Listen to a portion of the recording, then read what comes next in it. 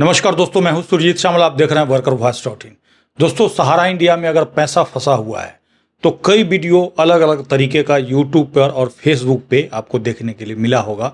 पिछले 2 से 5 दिन के अंदर मुझे भी ये जानकारी मिला और उसके बाद मेरे पास कमेंट्स आना शुरू हुआ कि क्या ये सही बात है। सबसे पहला वीडियो है कि अगस्त में आएगा सहारा का पैसा। दूसरा जो वीडियो है 23 राज्यों में पैसा मिलना शुरू।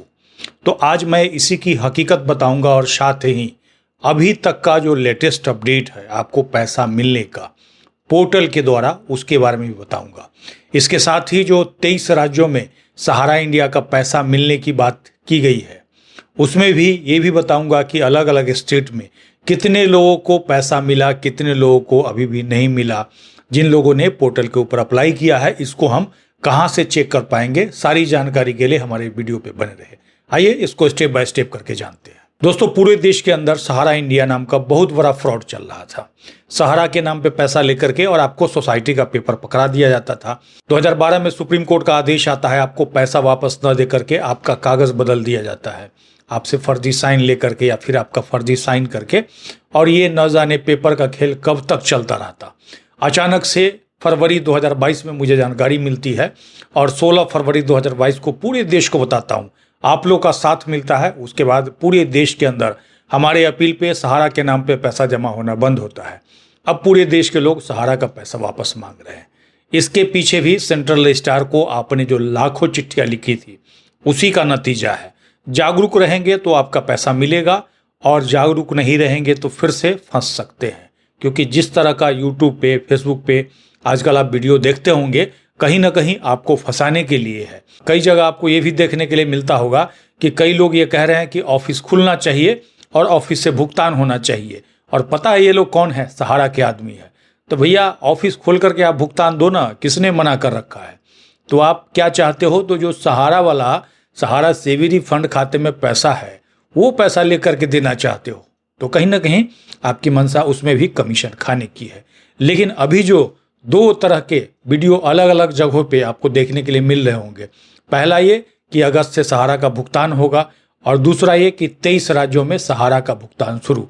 तो उसके बारे में आज मैं बताने जा रहा हूं। तो इसके लिए सबसे पहले मैंने सुप्रीम कोर्ट का वेबसाइट चेक किया।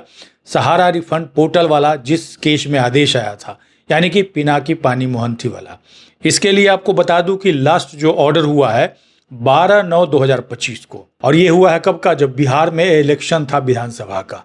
उस समय 5,000 करोड़ और दिया गया है सहारा सेविंग फंड खाते से सेंट्रल रजिस्ट्रार के खाते में। जिस दिन पीछे का जो ऑर्डर है उसके बारे में बताया गया था 5,000 करोड़ कैसे दिया गया। इन सारी बातों की चर्चा करते हुए सरकार की तरफ से 5,000 करोड़ और मांग किया गया था, जिसके बाद सुप्रीम कोर्ट ने अलाउ कर दिया। और इसका जो अंतिम समय है 31/12/2026। अब सवाल यह है कि पहले वाला 5,000 करोड़ तो बढ़ चुका था जैसा कि सरकार ने दावा किया। उसके बाद जो 5,000 करोड़ आया उसमें से कितना पैसा बचा हुआ है?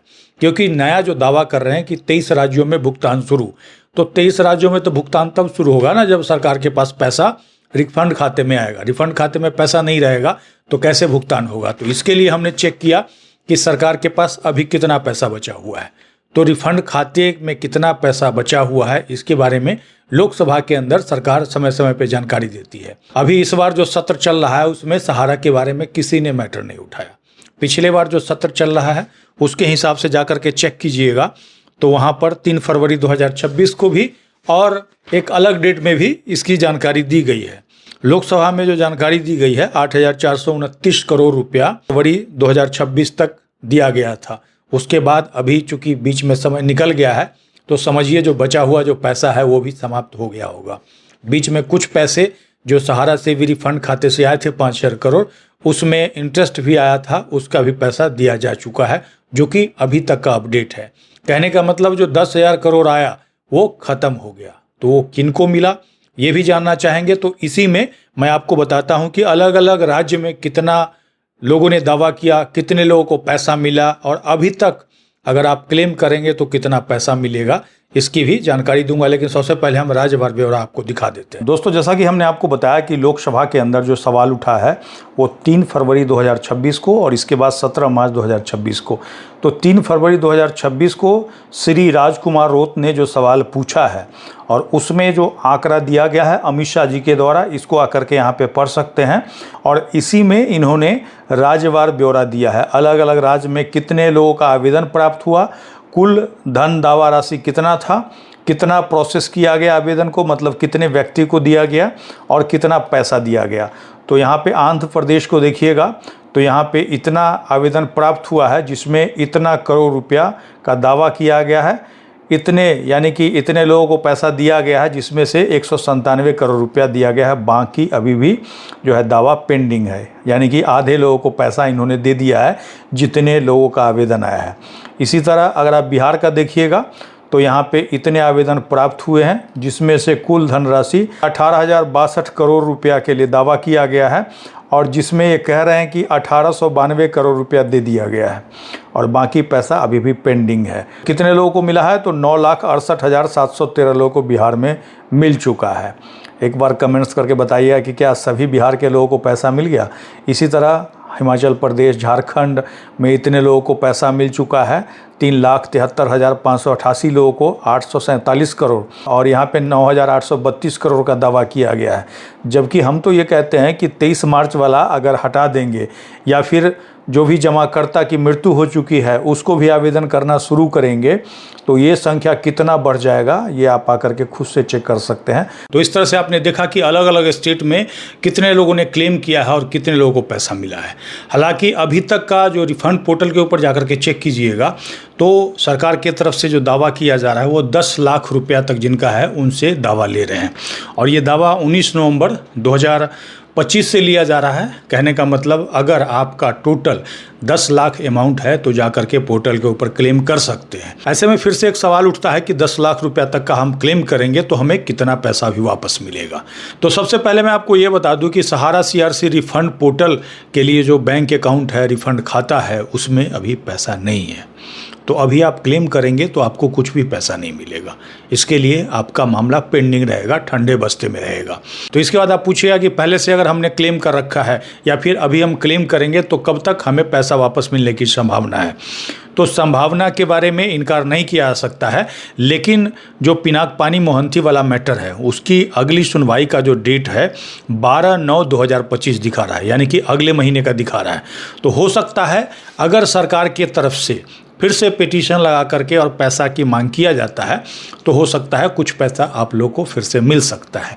लेकिन अभी तक का जो सहारा CRC रिफंड पोर्टल पे जाकर के चेक कीजिएगा तो कितना पैसा मिलेगा इसके बारे में भी जानकारी है। अगर आपका 1 लाख है, 2 लाख है या मैक्सिमम 10 लाख तक क्यों ना है, अधिकतम जो आपको अभी तक जो सरकार का अपडेट है 50,000 रुपया तक ही मिलेगा, भले ही आपका कितना भी पैसा क्यों ना हो। और तो और मार्च 2023 से पहले आपका अगर मैच्योरिटी पूरा हुआ है तभी अभी आप क्लेम कर सकते हैं। तो ऐसे में आपका सबसे पहले सवाल ये होता है कि हमें अभी क्लेम करना चाहिए कि नहीं करना चाहिए। तो हम तो पहले भी आपको कहते आ रहे हैं कि सरकार की तरफ से जब कहा जा रहा है कि 50,000 रुपया तक ही देंगे तो जिनका 50,000 रुपया तक है वही क्लेम करें, बाकी थोड़ा बहुत ज़्यादा है 60,000 70,000 है तो वो भी क्लेम कर ले, क्योंकि ये जो पैसा है आपका मूलधन है, इस पे ब्याज कितना दिया जाएगा अभी कुछ भी पता नहीं है। और तो और अगर क्लेम करना चाहते हैं तो एक आदमी के नाम से जितना भी पेपर है एक ही बार क्लेम होगा, ये नहीं कि थोड़ा सा अभी क्लेम कर देते हैं और बाद में फिर क्लेम करेंगे तो बाद में आपका क्लेम हो ही नहीं पाएगा। दोस्तों, ये जानकारी आपको कैसी लगी कमेंट्स में लिख करके ज़रूर बताएंगे। इसके साथ ही विदा लेता हूँ, जल्द ही एक नई जानकारी के साथ मिलते हैं। धन्यवाद।